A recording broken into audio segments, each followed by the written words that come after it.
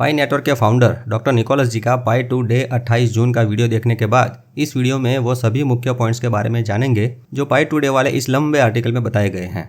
साथ में केवाईसी के बारे में कुछ महत्वपूर्ण जानकारी देंगे, परंतु पहले मेटा मित्र चैनल में सुस्वागतम। 28 जून 2024 का दिन पाई टुडे जो है वो पाई नेटवर्क के लिए एक महत्वपूर्ण माइलस्टोन है। जब हम यात्रा शुरू करते हैं, कहीं पहुंचना चाहते हैं, तो रास्ते में थोड़े थोड़े अंतर के बाद हमें माइलस्टोन देखने को मिलते हैं, जिससे पता चलता है कि मंजिल कितनी दूर है, वहां तक पहुंचने के लिए कितने किलोमीटर आगे जाना अभी बाकी है। पाई के केस में हम सबसे पहले ओपन मेननेट तक पहुंचना चाहते हैं, तो इसी बात को स्पष्ट करने के लिए कहा गया है कि ये पाई टुडे जो है वो ओपन नेटवर्क लॉन्च होने से पहले का आखिरी पाई टुडे है। मतलब कि हो सकता है अब अगला पाई टुडे सीधा ओपन मेननेट में ही आए। ओपन मेननेट का अनाउंसमेंट उसके आने से पहले किया जाएगा और उसका सेलिब्रेशन धूमधाम से देखने को मिल सकता है।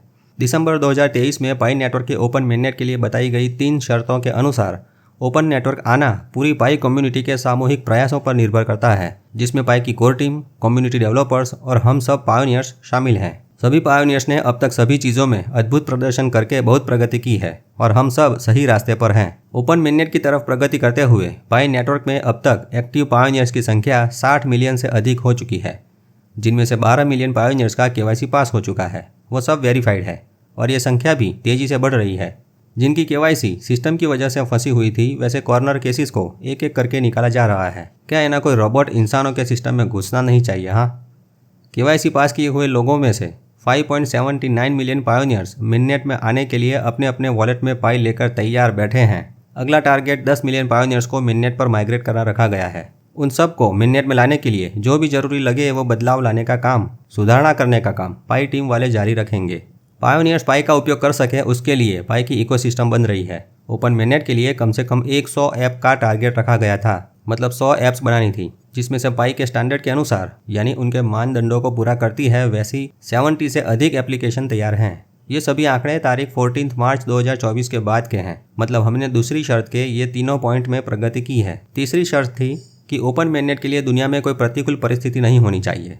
मतलब कि ऐसा कुछ विपरीत माहौल नहीं होना चाहिए जिससे दुनिया की ट्रेडिशनल इकोसिस्टम के साथ क्रिप्टो इंडस्ट्री को भी नुकसान होता हो। ऐसा होगा तो ग्लोबल फैक्टर्स की वजह से वैश्विक मंदी में हम अपने प्रोजेक्ट को लॉन्च करने से बचा सकते हैं। भाई सीधी बात है, पूरे विश्व की इकोसिस्टम में तेजी रहेगी तो ही लोगों के पास पैसे होंगे, और पैसे होंगे तो पाई खरीददार भी मिलेंगे। मंदी में तो क्रिप्टो में कोई इन्वेस्ट नहीं करेगा। पाई की मजबूत इकोसिस्टम के साथ अगर पाई को सही समय पर लॉन्च करने का मस्त टाइम आता है तो सभी पायोनियर्स को ज्यादा लाभ मिल सकता है। इस प्रकार पाई की टीम ओपन मिननेट के बाद उसके सर्वोत्तम परिणाम पाने के लिए पाई की लॉन्चिंग का सही टाइम भी तय करेगी, जो कि ये सही लगता है। आपका क्या मानना है वो कमेंट में ज़रूर बताएं। क्या किसी भी समय पाई को लॉन्च करना चाहिए या फिर सही समय का इंतज़ार करना चाहिए? फिर आगे जो नई सुविधाएं लाई गई है उसके बारे में बताया है। पाई की टेक्नोलॉजी और प्रोडक्ट में इम्प्रूवमेंट के ये मेन पॉइंट्स हैं। उनमें से केवाईसी की बात करें तो केवाईसी में जिनकी केवाईसी टेंटेटिव अप्रूवल में फंसी हुई थी उनके लिए लाइवनेस का वीडियो का फीचर रोल आउट किया गया था। मतलब लाइवनेस चेक लाया गया था। शुरुआत में 1.78 मिलियन से अधिक पायोनियर्स ने इस लाइवनेस चेक को पूरा किया है। इसकी सफलता देखकर धीरे धीरे सभी फंसे हुए केसों में दिया जाएगा। जिनकी केवाईसी वैलिडेटर्स की गलती की वजह से अप्रूव नहीं हुई उनके लिए एक नई अपील सिस्टम केवाईसी प्रोसेस में लाई गई है। जो लोग वैलिडेटर्स के निर्णय से सहमत नहीं हैं वो पायोनियर्स सेकंड ओपिनियन, मतलब दूसरे वैलिडेटर्स की राय लेने के लिए अपील कर सकेंगे। भाई ये मस्त फीचर बनाया। हाँ, पहली वैलिडेटर टीम ने आपकी केवाईसी रिजेक्ट की तो आप दूसरे वैलिडेटर्स को आपकी केवाईसी दिखाने के लिए अपील कर सकते हैं। इसके अलावा कुछ पायोनियर्स को केवाईसी रीसबमिशन की भी सुविधा दी गई है। मिननेट में केवाईसी के स्टेप से पहले अकाउंट को वेरीफाइड करने का स्टेप लाया गया है, ताकि पायोनियर्स अपना मोबाइल नंबर या फेसबुक आईडी वेरीफाइड करके ही केवाईसी प्रोसेस के लिए नेक्स्ट स्टेप में आगे बढ़ सकें। तीसरा नया अपडेट जो पाई टुडे पर रिलीज़ किया है वो है ऑन चेन लॉकअप का फीचर, मतलब वॉलेट में लॉकअप सेटिंग। वॉलेट में पाई को लॉक करने की सुविधा, जिसके बारे में हमने पिछले वीडियो में बताया था। इसी साल पाई एड्स नेटवर्क की भी शुरुआत हुई थी। पाई का social media app fireside forum में ये पाई एड्स नेटवर्क चल रहा है। पायोनियर्स एड्स देखते हैं, उनसे फायर टोकन्स मिलते हैं जो दूसरे पायोनियर की पोस्ट को लाइक और कमेंट करने में उपयोग में आते हैं। ऐसा क्यों है? मतलब कि यह फायरसाइड फोरम क्या है, क्यों है, आज के सोशल मीडिया से कैसे अलग है, वो सब जानने के लिए ये पिछले वीडियो एक बार जरूर देख सकते हैं। तभी ये सब समझ में आएगा कि हो क्या रहा है। और लास्ट में आखिरी अपडेट पॉइंट है कि पाई नेटवर्क में प्रोफाइल का नया फीचर आया है। पाई ब्राउज़र में प्रोफाइल नाम की नई ऐप की शुरुआत हुई है। जिन्होंने पाई टुडे के चैलेंज कंप्लीट किए होंगे उनको पता रहेगा। आगे माइग्रेशन के बारे में बताया है। बहुत सारे कठिन परीक्षण, टेक्निकल ऑप्टिमाइजेशन और लगातार रिवीजन करने के बाद माइग्रेशन प्रक्रिया की ओवरऑल कैपेसिटी बढ़ी है, जिससे माइग्रेशन स्पीड डबल हो गई है। पायोनियर्स को उसका लाभ मिलना शुरू हो गया है। इसमें भी इसी साल Q3 में माइग्रेशन प्रक्रिया को और तेज करने के लिए पूरी योजना बनाई जा रही है। मिननेट चेकलिस्ट के स्टेप में बदलाव लाया गया है। अब जैसे ही कोई पायोनियर KYC पास करता है, वह ऑटोमेटिक माइग्रेशन की लाइन में ज्वाइंट हो जाता है। यहाँ एक मस्त फीचर आने वाला है, वो ये है कि माइग्रेशन के भी नोटिफिकेशन पायोनियर्स को मिलते रहेंगे, ताकि पायोनियर्स को उनके माइग्रेशन का स्टेटस का पता रहेगा। इससे उनको अपने वॉलेट में आने वाले पाई का उपयोग इकोसिस्टम की कौन सी ऐप में करना है वो जानने के लिए प्रोत्साहित करेगा। इसके अलावा और भी बहुत सारे फीचर हैं, जैसे कि पाई के नोड सॉफ्टवेयर में अपडेट आ रहे हैं और साथ में PiNet, geo location, developers wallet, incubator programme, fireside forum में डिसेंट्रलाइज्ड मॉडरेशन, ये सभी पर काम हो रहा है। जियो लोकेशन में इकोसिस्टम की ऐप में मर्चेंट्स और पायोनियर्स अपना लोकेशन सीधा शेयर कर सकें, उसकी फैसिलिटी डेवलप की गई थी।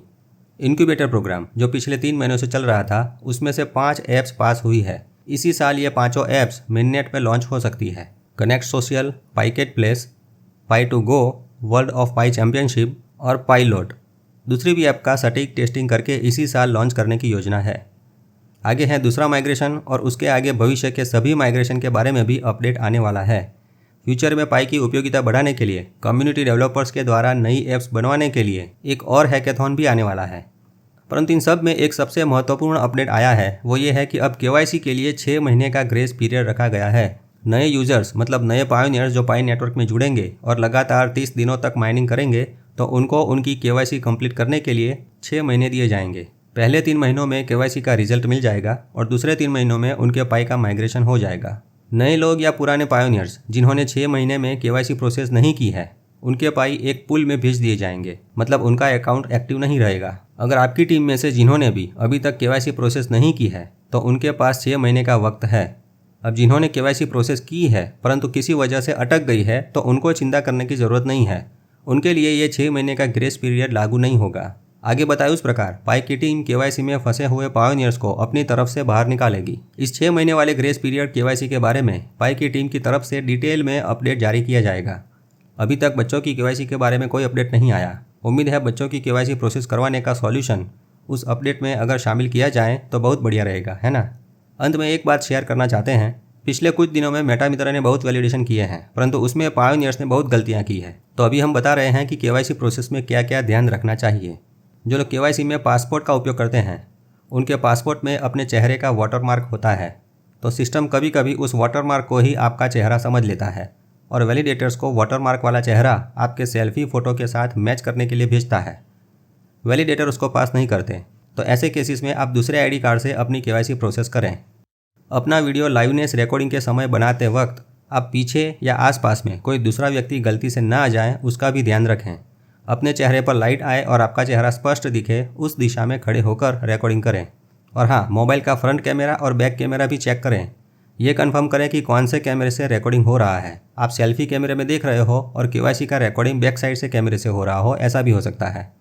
KYC करते वक्त शुरुआत के ऑप्शन में पैन कार्ड का ऑप्शन सिलेक्ट करते हैं और फोटो आधार कार्ड की अपलोड करते हैं, तो ये ना करें क्योंकि उसमें सब डिटेल सही होती है परंतु वैलिडेटर उसको पास नहीं कर सकते। तो बस ये कुछ बातें थी जिनका ध्यान रखेंगे तो KYC पास हो जाएगी। वैलिडेटर्स भी तैयार हैं आपकी KYC पास करने के लिए, क्योंकि उनको ज़्यादा पाई कमाने का सबसे आसान तरीका यही लगता है। मित्रों, लास्ट में यही कहना है कि अब जो लोग पाई को स्कैम बोलते हैं या कुछ नहीं होगा बोलते हैं, उनको मनाने की ज़रूरत नहीं। जो लोग पाई को माइनिंग नहीं करना चाहते या KYC नहीं करना चाहते, उनको जाने दें, क्योंकि उसमें ही अपना फ़ायदा है। अगर 6 महीने में वो लोग KYC नहीं करेंगे तो उनके पाई पूल में जाएंगे। पाई की टीम वो पूल में इकट्ठे हुए पाई को बर्न नहीं करने वाली। वो पाई घूम फिर कर KYC पास किए हुए हम सभी पायोनियर्स के लिए उपलब्ध हो जाएंगे। मतलब जो लोग जुड़े हुए हैं उनको किसी न किसी प्रकार से फ़ायदा दिलाने वाले हैं। तो बस अब 365 दिन की उल्टी गिनती करना शुरू कर दीजिए। आने वाले 1 साल में अगर दुनिया में शांति और अमन का माहौल रहा और मार्केट में तेजी आई, तो भाई हमारे मोबाइल में भी तेजी आएगी। तेजी मंदी से, उतार चढ़ाव से अनुभव मिलता है और अनुभव से सफलता। तो सफल होने के लिए नया नया जानते रहें और प्रसन्न रहें। मेटा मित्र से जुड़े रहें। मेरा मित्र मेटा मित्र।